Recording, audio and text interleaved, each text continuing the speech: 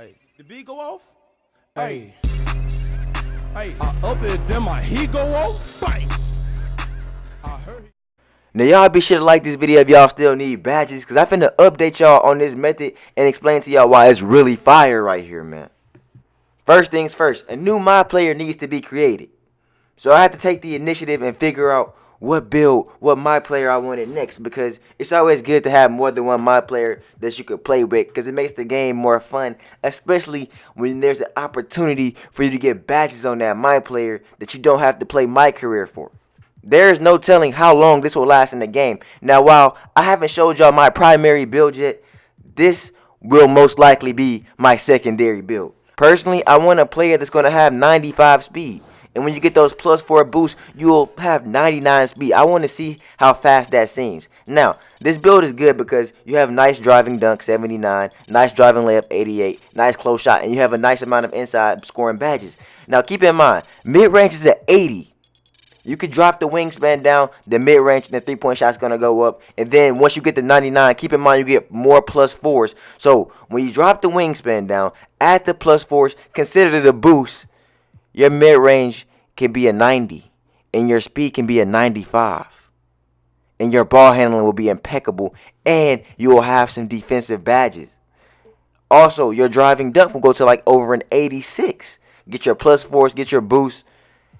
Drop the wingspan depending on the size, but we're going to get into all that now. I'm going to go with the built body shape. I want to have a nice My Player that can maybe stay in front of people. You know, I got to have some defense out there. I don't want to drop the acceleration will not be below 95. I want to have the fastest My Player possible just for this build. Now, as you can see, the mid-range is at 83 already. 83, the three-point shot is a 78. Now, of course, when you get the badges, the boost, and all those extra stuff, and the overall up, that will be higher. It will not look like a 78 no more. It will not just look like an 83. Now, this time around, playmaking, takeover. Primary playmaker build. I need to be able to freeze defenders because my jump shot is not going to be as high starting off. So I need to be able to create space, get open. Isaiah Thomas, Steph Curry, Kyrie Irving, not bad. None of them are slashing playmakers. But oh well, I guess since I can shoot, that's a good thing.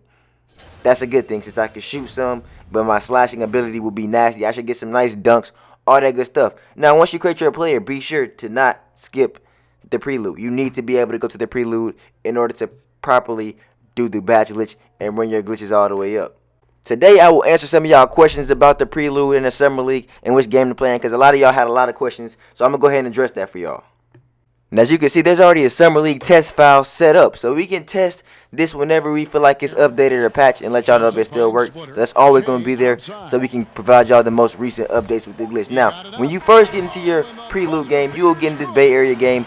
And a lot of y'all was asking me, could y'all do it in the first game?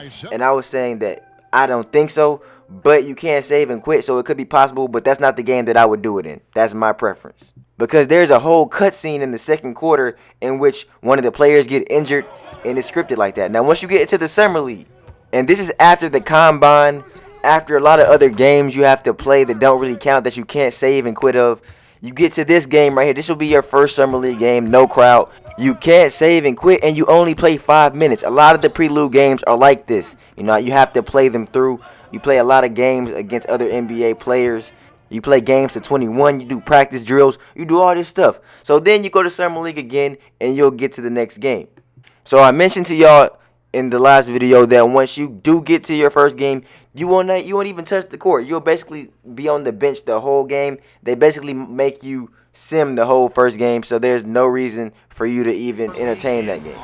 It honestly might as well just been a skippable cutscene because they make it seem as if you could possibly get into the game by having the option to sim to next appearance. But the game is set up to where you won't even touch the court on your first Summer League game. So you think you're getting closer after all those hours of playing the Prelude. I'm telling you, it is a grind to get through it, but it is well worth it. Trust me. It is very well worth it. So you get there. I can't even ask to sim out with BC. I was hoping maybe that's an option for some of y'all. Maybe, just maybe, if it's a blowout in the game and you're on the bench at the end of the fourth quarter, you'll be able to ask to sim out with BC. That could be possible. So if you can ask to sim out with BC, at least you may get some BC out of that. But in my case, it was a close game. I didn't touch the court. You can see it right there. 110 to 99, 8 seconds left. Still on the bench the entire game. Now, I know some of y'all might get a little restless during the prelude because, like I said, there are a lot of cutscenes.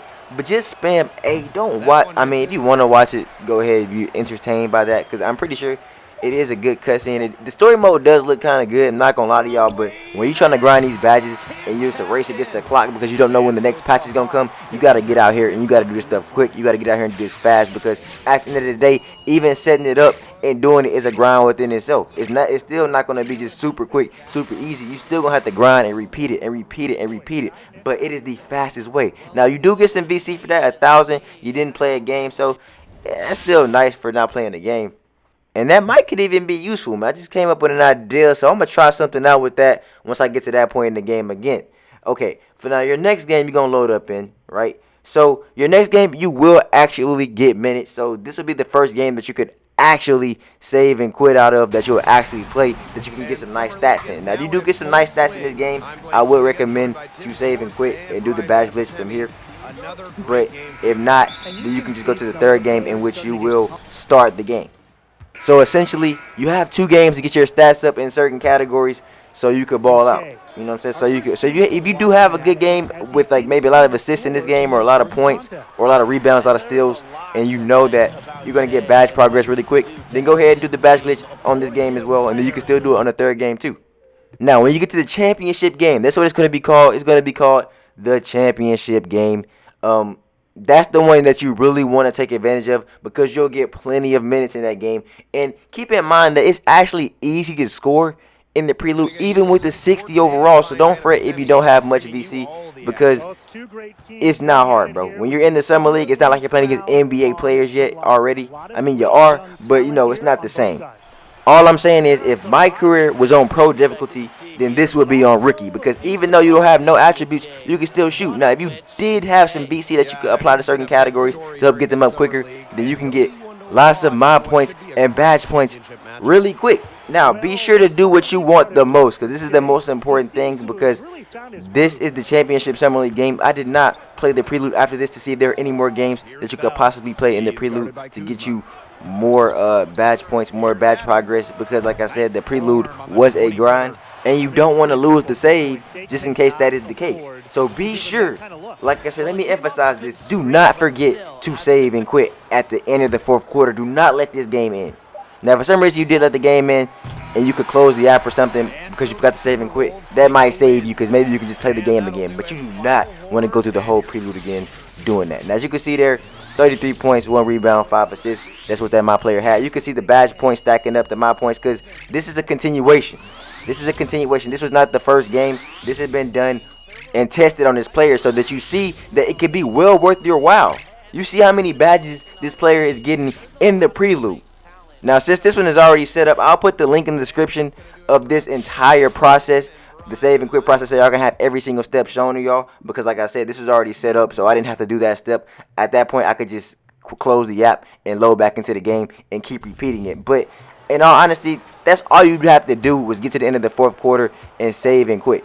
Then close app, then load back into the game. And once you load back into the game and your badge points load up, your progress load up, then you could be able to start quitting the app every time and keep loading back in and quitting the app, stacking up your badge points, your badge progress. But as you can see, it's still stacking up. I tested this for y'all. This is a new update, and I'm trying to walk y'all through the whole entire process of the prelude. And this is confirmed working on Xbox and PS4. I know a lot of people were like, man, they already had their players, so they didn't want to create a new player. But at the end of the day, if you're going to end up making a new player anyways, if you want to test out a new build anyways, this is the time to do it.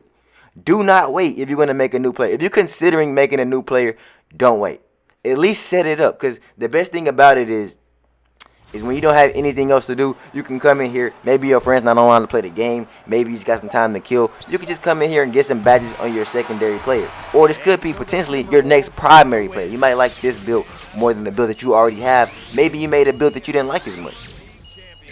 Now, it ain't going to be nothing to get some VC. To grind it out some VC, get 20,000, put them on some attributes and here, there, whatnot. And then at least have your badges. Because if you have your badges, you're going to be at a huge, monumental advantage in this game.